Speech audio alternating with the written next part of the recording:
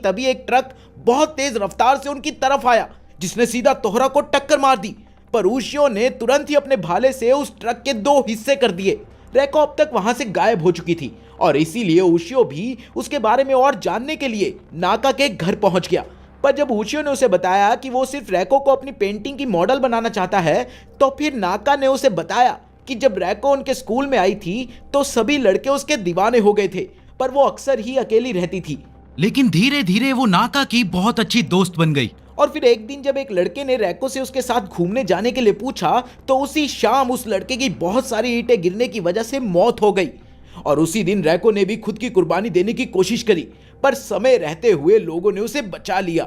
और जब उस दिन के बाद नाका ने उससे बात करने की कोशिश करी, तो रैको ने उससे दूर रहने को कहा, वरना उसके साथ भी कोई ना कोई हादसा हो जाएगा। ठीक उसी समय ऊपर से 2 नोकीली चीजें उसके ऊपर गिरी, पर ऐन वक्त पर रैको ने बीच में आकर उसे बचा लिया। नाका से सारी बात सुनने के बाद जब ओशियो वापस अपने घर जा रहा था, तो एक बार फिर से उस सीनियर ने उसे पीटना शुरू कर दिया, जिसे देखकर तोहरा पूरे मजे ले रहा था। पर आखिरकार उस सीनियर के एक मुक्के को अपने सर से रोकने के बाद ओशियो ने उसे बताया कि वो जानता है कि उस सीनियर को रैको के राज के बारे में पता है। और फिर ओशियो ने अपने सर से उस सीनियर को जमीन पर गिरा दिया।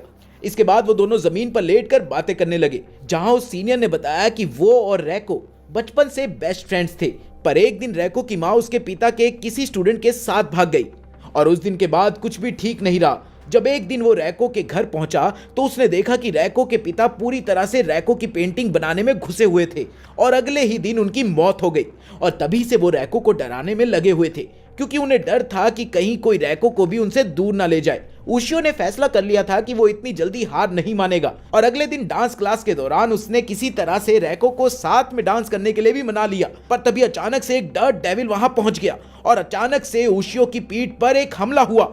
इसके बाद डर्ट डेविल में से एक राक्षस बाहर निकला और उसने उशियो को रैको से दूर रहने को कहा। राक्षस ने एक बार फिर उशियो पर हमला करने की कोशिश करी, पर इस बार तोहरा बीच में आ गया, क्योंकि उसके मुताबिक किसी भी हाफ डेमोन को उशियो पर हमला करने का हक नहीं था। इसलिए तोहरा ने उसे बिजली का एक झटका देकर वहां से भगा दिया। वो सीनियर भी उशियो की मदद करने के लिए वहां पहुंच गया। पर तभी इस चीज से परेशान होकर रैको वहां से भाग गई। वो तुरंत उसके घर पहुंचे, जहां उन्होंने देखा कि रैको छत से नीचे गिर रही थी। पर तभी उशियो ने अपना भाला फेंककर उसे बीच में रोक दिया और इतने में उस सीनियर ने ऊपर पहुंचकर रैको का हाथ पकड़ लिया। और वो दोनों ये देखकर हैरान थे कि वो राक्षस नीचे खड़ा होकर रैको को अपने पास बुला रहा था और उसके मुताबिक रैको के ऊपर सिर्फ उसके पिता का अधिकार था। लेकिन उशियो ने रैको को समझाने की कोशिश करी कि वो इस दुनिया में अकेली नहीं थी और उसे अपनी जिंदगी जीने पर ध्यान देना चाहिए। और आखिरकार रैको ने उसका हाथ पकड़ ही लिया, जिसके बाद उन दोनों ने उसको ऊपर खींच लिया। ये देखकर वो राक्षस बहुत गुस्से में आ गया और उसने एक ही बारी में रैको और उसके सीनियर को पकड़ा और अपने साथ पेंटिंग में खींच लिया। तभी उशियो ने अपने भाले से उस राक्षस पर हमला किया, जिसका कोई फायदा नहीं हुआ। तभी तोहरा ने उसे बताया कि वो अब पिक्चर वर्ल्ड में पहुंच गया था और वो वहां पर उस राक्षस को नहीं मार सकता। इधर राक्षस ने भी उशियो को अंदर खींचना शुरू कर दिया। इस पर तोहरा ने हंसते हुए उशियो से कहा कि उसे इस राक्षस को मारने के लिए तोहरा की मदद मांगनी पड़ेगी। पर उशियो बिना कुछ कहे उस पेंटिंग के अंदर चला गया। इस चीज ने तोहरा को गुस्सा दिला दिया और उसने तुरंत ही पेंटिंग के अंदर हाथ डाल के उशियो का सर बाहर खींच लिया और उस पर चिल्लाना शुरू कर दिया। पर उधर राक्षस उशियो को छोड़ने के लिए तैयार नहीं था, इसलिए तोहरा ने पेंटिंग के अंदर जाकर उस राक्षस के मुंह पर हमला किया और तीनों को लेकर बाहर आ गया। फिर तोहरा ने ओशियो को पेंटिंग पर भाले से हमला करने को कहा, पर जैसे ही ओशियो ने अपना भाला उस पेंटिंग की तरफ बढ़ाया तो रैको बीच में आ गई, जिस वजह से वो भाला रैको के आर पार हो गया। ये देख ओशियो बहुत घबरा गया था, पर रैको पर भाले का कोई असर नहीं हुआ और बस पेंटिंग ही तबाह हुई, जिस पर तोहरा ने बताया कि यह भाला इंसानों पर काम नहीं करता था। तभी उस पेंटिंग में हैन्यू की एक छवि दिखाई दी, जिसने रैको को अपनी जिंदगी खुलकर जीने को कहा। अब तोहरा ने भी ओशियो के साथ जीना सीख लिया था, पर वो फिर भी अक्सर ओशियो पर तब हमला करने की कोशिश करता जब उसके आसपास भाला ना हो। पर ओशियो बाथरूम तक में अपने साथ वो भाला लेकर जाता था। एक दिन ओशियो को अपने पिता की चिट्ठी मिली, जिसमें लिखा था कि वो कुछ दिनों के लिए बाहर जा रहे थे। तभी ओशियो की नजर टीवी में चल रही एक न्यूज पर पड़ी, जहां पर एक शापित पत्थर के बारे में बताया जा रहा था। पिछली रात जब कुछ लेबर उस पत्थर को हटा रहे थे तो एक बहुत बड़े जानवर ने उन पर हमला बोल दिया, क्योंकि उन सभी की लाशों पर बड़े दांत के निशान थे। लेकिन हैरान करने वाली बात यह थी कि इस जानवर के दांतों ने लोहे की क्रेन को भी फाड़ दिया था। यह खबर सुनते ही ओशियो गुस्से से भर गया और उसे लग रहा था कि यह काम तोहरा का ही है। और नीचे आने पर जब तोहरा ने उससे वजह पूछी तो ओशियो ने सीधा ही उस पर लोगों को मारने का आरोप लगाकर उस पर हमला कर दिया। तोहरा ने उस हमले से खुद को बचाते हुए बताया कि उसने किसी को भी नहीं मारा था, पर ओशियो ने उसकी एक न सुनते हुए सीधा भाला उसके सर पर मार दिया, जिससे तोहरा को काफी चोट और गुस्सा आया। तोहरा इतने गुस्से में आ गया था कि उसने ओशियो के ऊपर अपनी बिजली से हमला कर दिया, पर ओशियो ने अपने भाले को आगे करके उसके हमले को रोक दिया। तोहरा समझ गया था कि फिलहाल ओशियो उससे ज्यादा ताकतवर है, इसलिए उसने वहां से जाने का फैसला किया। और जाते जाते उसने एक बार फिर ओशियो को बताया कि उसने अभी तक किसी को नहीं मारा था, पर अब जब उस पर आरोप लग ही गया है तो वो जरूर लोगों को मारेगा। इसके बाद तोहरा शहर की तरफ बढ़ा, जहां वो इतनी सारी गाड़ियां और इमारतें देखकर पागल ही हो गया और उसे समझ नहीं आ रहा था कि आखिर वो करे तो करे क्या। और जैसे ही वो नीचे उतरा तो एक ट्रक ने उसे टक्कर मार दी। इससे उसे बहुत गुस्सा आया और उसने गाड़ियों पर चिल्लाना शुरू कर दिया, लेकिन कोई भी उसे सुन और देख नहीं सकता था, इसलिए उसने अपनी ताकत से सभी गाड़ियों की बैटरी खराब कर दी, जिस वजह से सभी गाड़ियां रोड पर ही रुक गई। और ये देखकर तोहरा बहुत खुश था। उधर ओशियो घटना वाली जगह पर पहुंचा, जहां एक बूढ़ा आदमी पुलिस वालों को यह समझाने की कोशिश कर रहा था कि यह काम किसी जानवर का नहीं बल्कि राक्षसों का था, क्योंकि कई साल पहले राक्षसों को इसी जगह पर कैद किया गया था। अपनी बात को साबित करने के लिए उस आदमी ने अपने दादा की डायरी दिखाने की भी कोशिश करी, पर पुलिस वाले ने उसे धक्का देकर वहां से भगा दिया। लेकिन तभी ओशियो भी वहां पहुंच गया और उसने उस बूढ़े आदमी को गिरने से बचा लिया। और जब ओशियो ने उस आदमी की डायरी उठाई तो उसकी नजर एक सुंदर लड़की की तस्वीर पर पड़ी, जिसके बाद उस बूढ़े आदमी ने उसे बताया कि यह डायरी उसके दादा की थी और कई साल पहले जंगलों पर राक्षसों का राज चलता था, जो सभी गांव वालों को मार देते थे। और इसी से परेशान होकर गांव वालों ने कई लोगों को मदद के लिए बुलाया, पर कोई भी राक्षसों से बचकर वापस नहीं आ पाया। इसलिए हार मानकर गांव वालों ने इस जगह को खाली करने का फैसला कर लिया था। पर तभी एक दिन मिकादो नाम की एक सुंदर लड़की उनके गांव में आई, जिसके मुताबिक वो राक्षसों पर काबू पा सकती थी। और जब वो ये काम करने के लिए जंगल में गई तो उस आदमी के दादा ने भी उस लड़की का पीछा करना शुरू कर दिया।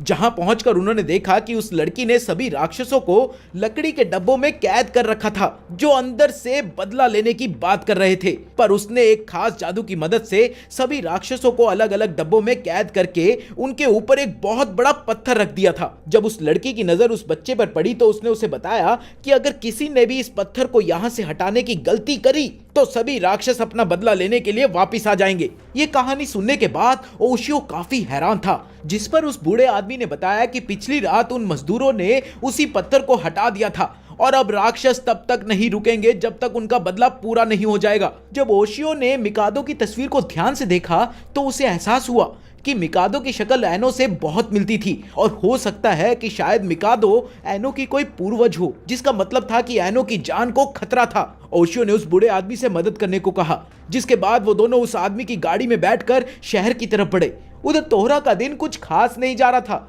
क्योंकि वो इस दुनिया में खुद को ढाल ही नहीं पा रहा था। साथ ही सब लोग परफ्यूम लगाकर घूम रहे थे, जिससे तोहरा का मूड खराब हो जाता। पर तभी उसकी नजर एनो पर पड़ी, जिसे वो पहचान तो नहीं पाया, लेकिन वो उसका खाना तो बन ही सकती थी। पर जैसे ही वो एनो पर हमला करने के लिए आगे बढ़ा तो उसे एहसास हुआ कि उसके आसपास और भी बहुत सारे राक्षस मौजूद थे। और जब उसने आसपास नजर घुमाई तो उसे अजीब से दिखने वाले कई सारे सर दिखाई दिए, जो धीरे धीरे एनो की तरफ बढ़ रहे थे। इससे पहले कि तोहरा कुछ कर पाता, उन सभी राक्षसों ने एनो के ऊपर हमला कर दिया। पर ओशियो वहां पहुंच चुका था और उसने तुरंत ही अपना भाला उनकी तरफ फेंक दिया, जिस वजह से उन्हें पीछे होना पड़ा। ओशियो ने एनो को भागने को कहा, पर वो इतना घबरा चुकी थी कि उसे कुछ समझ ही नहीं आ रहा था। एनो तुरंत ही एक मॉल के अंदर घुस गई और ओशियो उसे बचाने के लिए बाहर ही खड़ा था। और जैसे ही एक राक्षस उसकी तरफ बढ़ा तो ओशियो ने अपने भाले से उसके ऊपर हमला कर दिया, पर उस राक्षस ने ओशियो के भाले को अपने दांतों से रोक दिया और फिर अपने लंबे बालों की मदद से उसे बांध दिया। उधर दो और राक्षसों ने उसे काटना शुरू कर दिया, पर वो लोग उसका कुछ खास बिगाड़ नहीं पा रहे थे, इसलिए उन्होंने ओशियो को उठाकर एक गाड़ी के ऊपर फेंक दिया। तोरा को उन राक्षसों पर बहुत गुस्सा आ रहा था, क्योंकि उसके मुताबिक एनो उसका शिकार थी, इसलिए अब उसने उन्हें रोकने का फैसला कर लिया था। पर जैसे ही उसने मॉल के अंदर घुसने की कोशिश करी तो वो सीधा जाकर एक शीशे से टकरा गया, जिससे परेशान होकर उसने अपने इनविजिबल रूप को छोड़ने का फैसला किया और फिर एक ही बारी में शीशा तोड़कर अंदर घुस गया, जहां उसने देखा कि एनो एक बैग के सहारे लटकी हुई थी, क्योंकि उन राक्षसों ने ऊपर के एक फ्लोर को तबाह कर दिया था और नीचे एक राक्षस अपना मुंह खोलकर उसका इंतजार कर रहा था। पर जैसे ही एनो नीचे गिरी तो तोहरा ने अपनी पूरी रफ्तार से उड़कर उस राक्षस के मुंह में जाने से एनो को बचा लिया और उसे लेकर छत पर पहुंच गया। एनो का पीछा करते हुए वो राक्षस भी छत पर पहुंच गया और उनका कहना था कि अगर तोहरा ने एनो को बचाने की कोशिश करी तो वो तोहरा को भी खत्म कर देंगे। ये बात सुनकर तोहरा ने हंसते हुए उन्हें लड़ने के लिए बुला लिया और जैसे ही उनमें से एक राक्षस तोहरा पर हमला करने के लिए आगे बढ़ा तो तोहरा ने उसे जमीन पर पटक कर वहीं मार दिया। ये देख सभी राक्षस हैरान हो गए, पर वो किसी भी हालत में एनो को खत्म करना चाहते थे, इसलिए उनमें से एक ने अपने बालों से तोहरा को पकड़ लिया और बाकी राक्षस एनो के पीछे चले गए। पर तभी तोहरा ने हंसते हुए खुद को राक्षस की कैद से आजाद कर लिया और एक ही बारी में उस राक्षस के आधे सर को चबाकर उसे भी मार दिया। उधर बाकी राक्षसों ने एनो को घेर कर उस पर हमला करना शुरू कर दिया, पर तभी तोहरा भी वहां पहुंच गया और उसके हाथ में उनके साथी का आधा चबाया हुआ सर भी था। अपने साथी का ऐसा हाल देख सभी राक्षसों ने तोहरा के ऊपर हमला कर दिया, पर तोहरा के ऊपर उनके हमलों का कोई असर नहीं था और उसने अपने एक ही बिजली के झटके में सभी को खत्म कर दिया। पर उनमें से एक राक्षस अभी भी जिंदा था और जैसे ही वो एनो की तरफ बढ़ा तो ओशियो ने बीच में आकर अपने भाले से उसे भी मार दिया। ये देखकर तोहरा काफी उदास था क्योंकि अब वो एनो को नहीं खा सकता था और जैसे ही वो वहां से निकलने लगा तो ओशियो ने उसे आवाज मारकर रोक दिया। तोहरा तुरंत ही लड़ाई के लिए तैयार था, पर असल में ओशियो उससे माफी मांगना चाहता था। ये सुनते ही तोहरा ने उसे बुरा भला बोलना शुरू कर दिया, जिसके बाद वो दोनों आपस में बहस करने लग गए। पर तभी एनो ने उन दोनों को रोककर एक बर्गर तोहरा के हाथ में पकड़ा दिया। उसी रात सोते हुए ओशियो को एहसास हुआ कि कोई चीज उसकी तरफ आ रही है और उसने ठीक समय पर उठकर तोहरा के हमले से खुद को बचा लिया। और जब उसने तोहरा से सवाल किया कि आखिर वो करना क्या चाहता था, तो तोहरा ने जवाब दिया कि वो वही कर रहा था जो उसे करना चाहिए और उसके दिल में ओशियो को लेकर सिर्फ नफरत भरी हुई थी। ओशियो को लगता था कि अब तक उन दोनों में एक समझौता हो गया होगा, इसलिए उसने बस तोहरा को डराने के लिए अपने भाले से उसके ऊपर एक हल्का सा हमला किया। पर तोहरा ने उस हमले को रोकते हुए ओशियो के मुंह पर अपने नाखूनों से हमला कर दिया और जैसे ही वो फिर से हमला करने के लिए आगे बढ़ा तो इस बार भाले ने ही